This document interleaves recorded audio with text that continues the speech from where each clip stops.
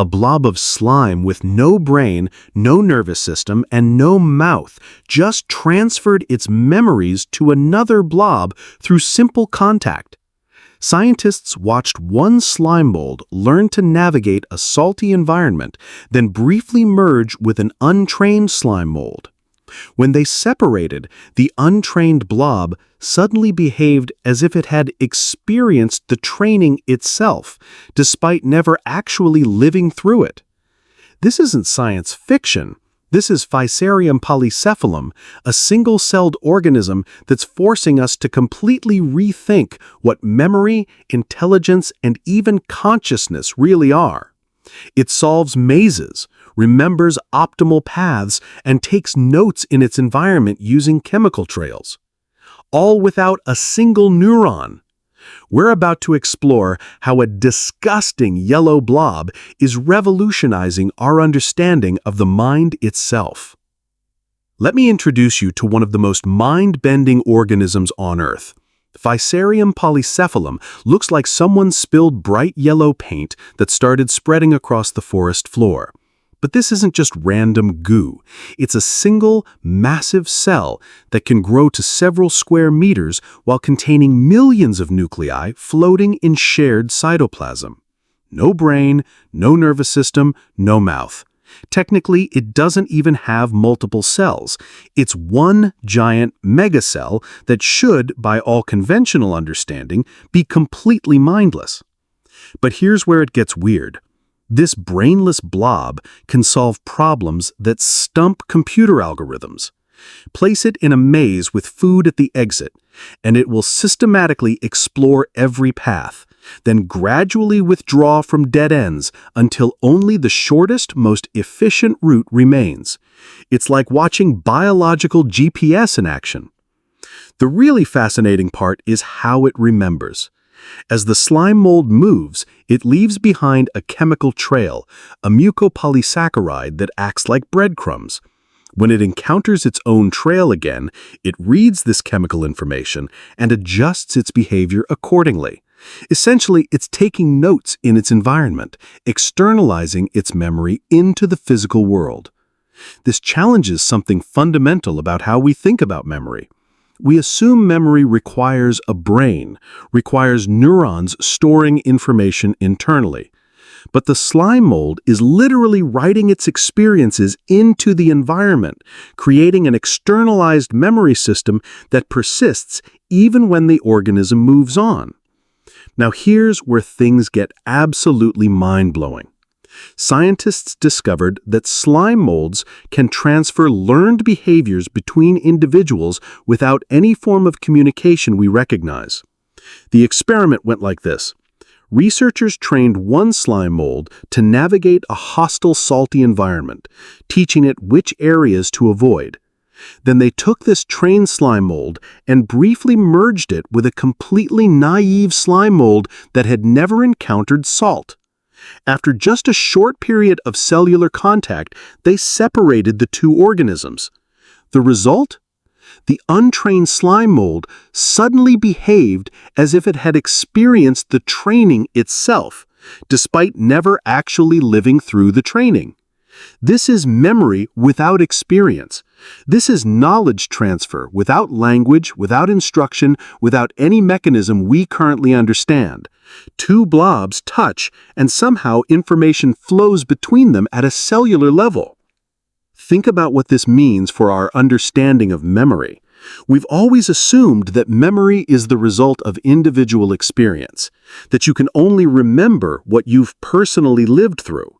But the slime mold is proving that memories can exist independently of the individual who formed them and can be transferred between organisms through simple contact.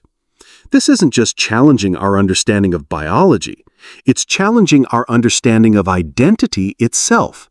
If memories can be transferred, what does that mean for the concept of individual experience? The slime mold's abilities connect to a revolutionary idea in philosophy called the extended mind theory. Philosophers Andy Clark and David Chalmers proposed that our minds aren't confined to our skulls, that our thoughts and memories can literally extend into the environment through tools, notes, and external systems. Think about your smartphone. When you need to remember a phone number, you don't memorize it, you store it in your contacts. When you need directions, you don't learn the route, you follow GPS. In a very real sense, your phone has become part of your extended memory system, an external cognitive tool that augments your biological capabilities. The slime mold takes this concept to an extreme. Its chemical trails aren't just breadcrumbs, they're external memory storage that persists in the environment. Other slime molds can read these trails and benefit from experiences they never had. It's like leaving invisible notes that future generations can read and learn from. If you liked the video, don't forget to hit the like button, comment below with your thoughts on transferred memory, and subscribe to the channel for more mind-expanding science content. But here's what really gets me excited. If a brainless blob can create external memory systems and transfer knowledge between individuals, what does that suggest about collective intelligence? We might be looking at one of the simplest examples of a natural internet, a biological network where information flows between nodes without centralized control. This has profound implications for how we think about intelligence in biological systems, artificial intelligence, and even human collaboration. Maybe intelligence isn't something that exists inside individual brains. Maybe it's something that emerges from the connections and information flow between entities. Now, let's push this even further. If the slime mold can have memory without a brain and can transfer experiences between individuals, what does this tell us about consciousness itself? Traditional neuroscience assumes consciousness is generated by neural activity in the brain, that awareness, experience, and subjective feeling all emerge from complex networks of neurons firing in patterns. But the slime mold suggests a radically different possibility. Maybe consciousness isn't locked inside individual brains. Maybe it's a pattern that can circulate through networks, flowing between organisms and even extending into the environment itself. The slime mold's ability to make decisions based on environmental information suggests that cognitive processes can be distributed across systems rather than centralized in a single location. This connects to cutting-edge ideas in artificial intelligence about distributed cognition and swarm intelligence. We're discovering that complex behaviors can emerge from simple interactions between many entities, none of which individually possess the intelligence of the whole system. The slime mold might be showing us that consciousness isn't a thing that organisms have. It's a process that happens when information flows through networks. When the slime mold leaves chemical trails and other organisms read them, consciousness might be emerging from that interaction, from the flow of information through the biological network. This would mean that consciousness isn't confined to individual organisms, but exists in the spaces between them, in the connections and communication that allow information to flow and accumulate across the system. The implications of the slime mold's abilities extend far beyond biology. If memory can be externalized and transferred, if intelligence can exist without neural networks, and if consciousness can be distributed across systems, we need to completely rethink our assumptions about mind and cognition. For artificial intelligence, this suggests that we might be pursuing the wrong approach by trying to replicate human neural networks. Maybe intelligence doesn't require centralized processing. Maybe it emerges from simple rules governing how information flows through distributed systems. For human society, this offers a new way to think about collective intelligence and cultural memory. We're already living in extended mind systems. Our books, databases, and digital networks are external memory storage that allows knowledge to persist and accumulate across generations.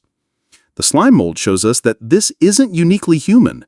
Information storage, knowledge transfer, and collective decision-making might be fundamental features of life itself, not special properties that emerge only in complex brains.